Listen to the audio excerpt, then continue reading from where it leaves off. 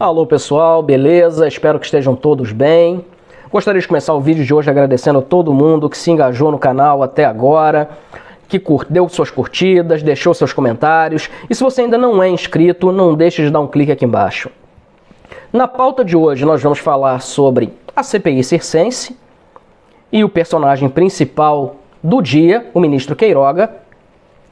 Vamos também comentar sobre a suposta indicação de Marcelo Crivella para a embaixada em Pretória, na África do Sul. Falaremos também sobre Manaus e o que está sendo feito para tentar apaziguar a situação em Manaus.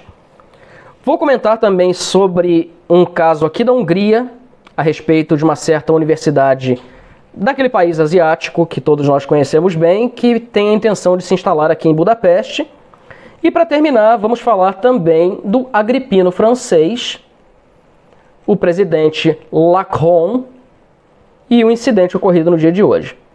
Bora então.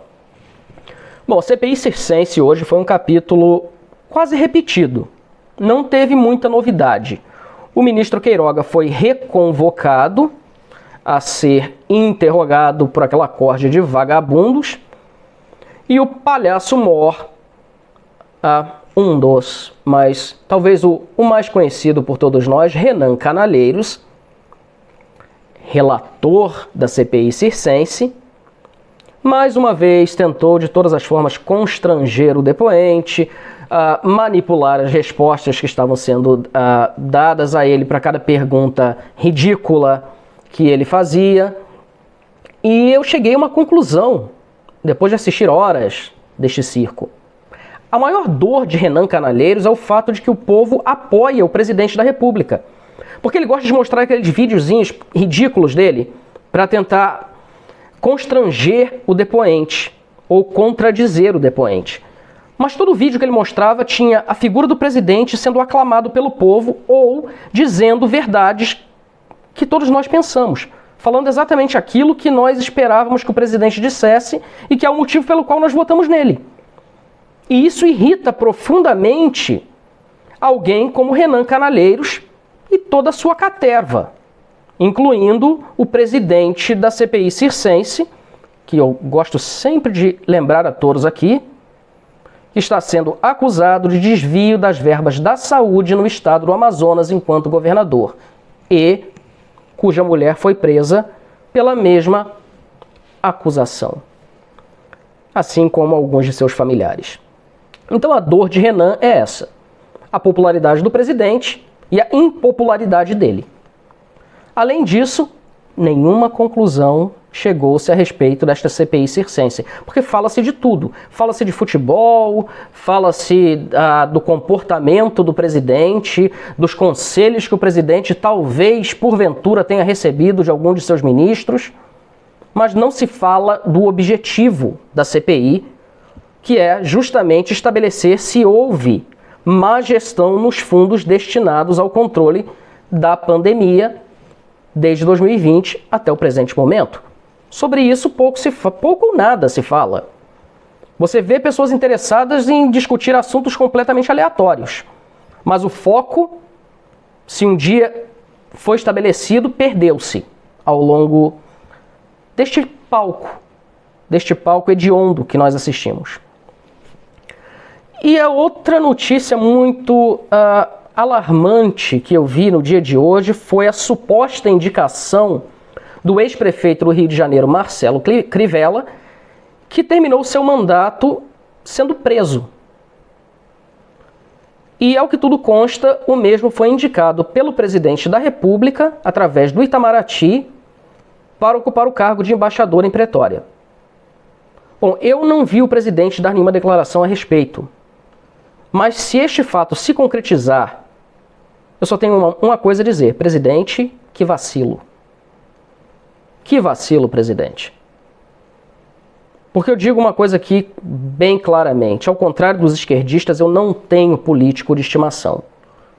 Se o presidente cometeu um erro grave como esse, ele deve arcar com todas as consequências que seguirão isso.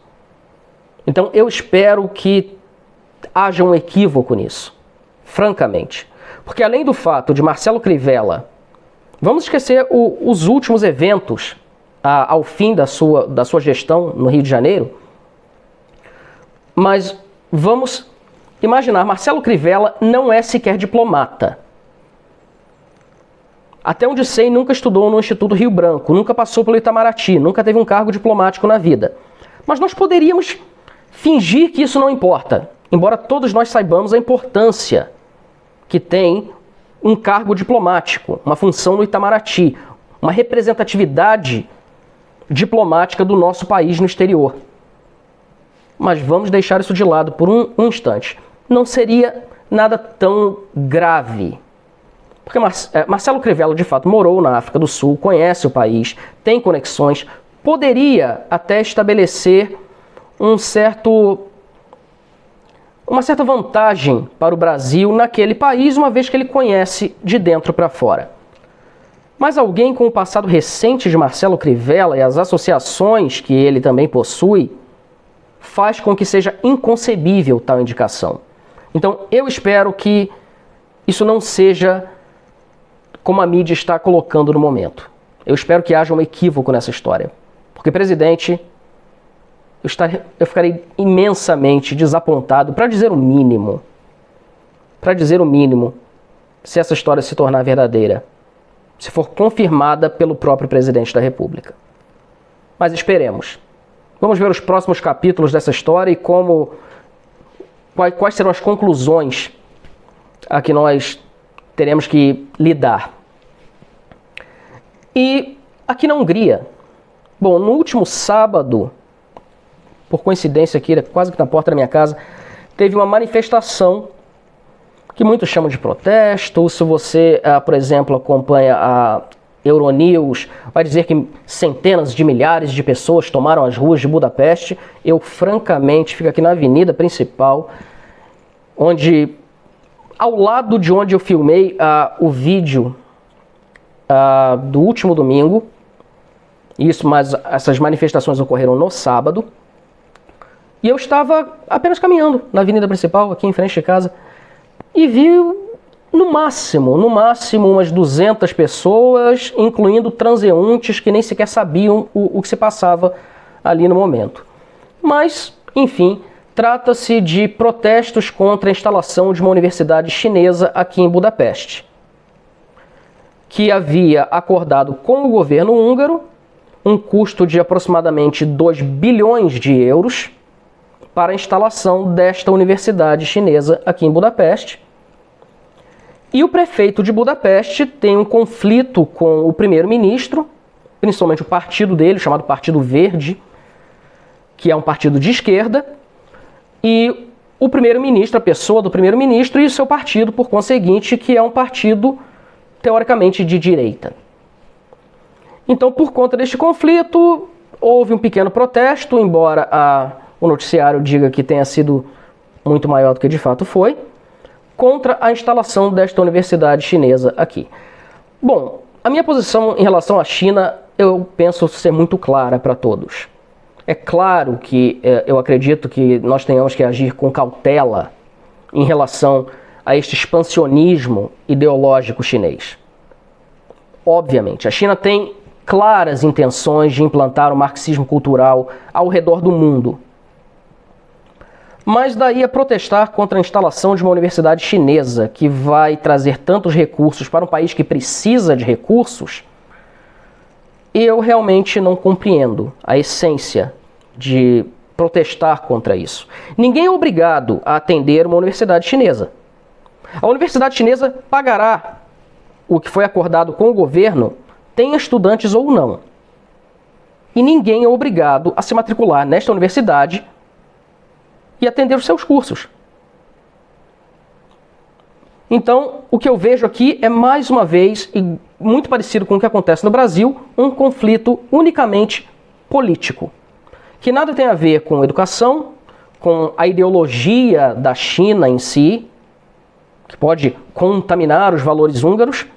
Isso não faz o menor sentido. A Hungria foi um país comunista por mais de 6 décadas, então conhece o comunismo muito bem para se deixar levar pelo que venha da China neste momento.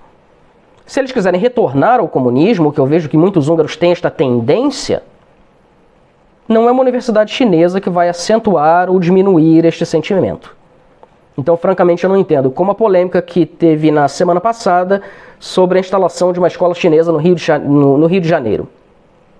Claro que nós sabemos que a China tem a sua, mais uma vez eu repito, tem a sua intenção de expansionismo cultural. Não só cultural, mas de todas as formas, mas principalmente em espalhar a semente do marxismo cultural. Todos nós sabemos. Mas ninguém é obrigado a matricular os seus filhos numa escola chinesa. Você pode escolher para onde você vai enviá-los. Então não tem motivo para protestar contra esta escola. Então, realmente eu fiquei um tanto quanto confuso quando vi esta manifestação de centenas de milhares de, no máximo 200 pessoas, protestando contra uma universidade. E eles também alegam que, porque há 2 anos atrás, se não estou enganado, o primeiro-ministro da Hungria baniu a universidade que era bancada por George Soros, que todos nós, de direita pelo menos, sabemos exatamente quem é, o tipo de pessoa que é e as intenções. Então, justamente por ser contra a ideologia que estava sendo implementada e ensinada naquela universidade. Mas não é o caso exatamente de uma universidade que nem aqui está e que está pagando muito dinheiro para se instalar aqui. E ao contrário da universidade que já aqui se encontrava, as pessoas sabem muito bem que é uma universidade chinesa, o que ela vai trazer, e não tem nada maquiado. É o que é. A universidade bancada por George Soros era mascarada. Porque se fazia passar pelo... Aqui nós não temos ideologia, não é de esquerda, não é de direita, é somente uma universidade. E enquanto o estudante lá estava, era, mais uma vez, vítima de uma lavagem cerebral para que quando saísse de lá, defendesse unicamente as ideias marxistas que lá eram instauradas. E tudo que era ensinado naquele antro de esquerdistas. Então foi uma decisão muito acertada do primeiro-ministro, eu devo dizer. Agora, quanto à outra, enfim, é o que está se passando aqui na Hungria, no momento. E para finalizar o vídeo de hoje, pessoal, todos provavelmente viram o tapa na cara do presidente francês. Bom, eu não estou aqui para fazer apologias à violência de forma alguma. Eu não acho que é o modo de se tratar quem quer que seja, não acho que foi uma atitude correta, mas isso deixa claro para certos políticos que não são todos que podem sair à rua. E é a mesma coisa que acontece no Brasil com Agrippino, e tanto o irrita, invejoso como é. Ele vê o presidente sair à rua e ser aclamado. Se Agrippino tentar fazer a mesma coisa, olha, eu acho que o destino dele vai ser muito pior do que o Macron na França, que levou apenas um tapinha na cara. Agrippino eu acho que levaria muito mais. Mas deixo claro que não apoio tal atitude. Mas que é interessante nós vermos como a população se comporta e a reação do público em comparação ao que a mídia distribui, isso realmente nos faz pensar. Porque o Macron é um dos principais críticos, por exemplo, do presidente do Brasil. No quesito acordo Mercosul-União Europeia, Amazônia, ele quer porque quer o controle da Amazônia, por razões ecológicas, não é? Claro, uma alma tão boa. O que ele esquece de mencionar quando fala da Amazônia é que parte da Amazônia de fato pertence à França, com a Guiana Francesa, que é parte integral da França. Mas as leis de proteção ambiental no Brasil preservam muito mais a Amazônia do que as leis de proteção ambientais francesas.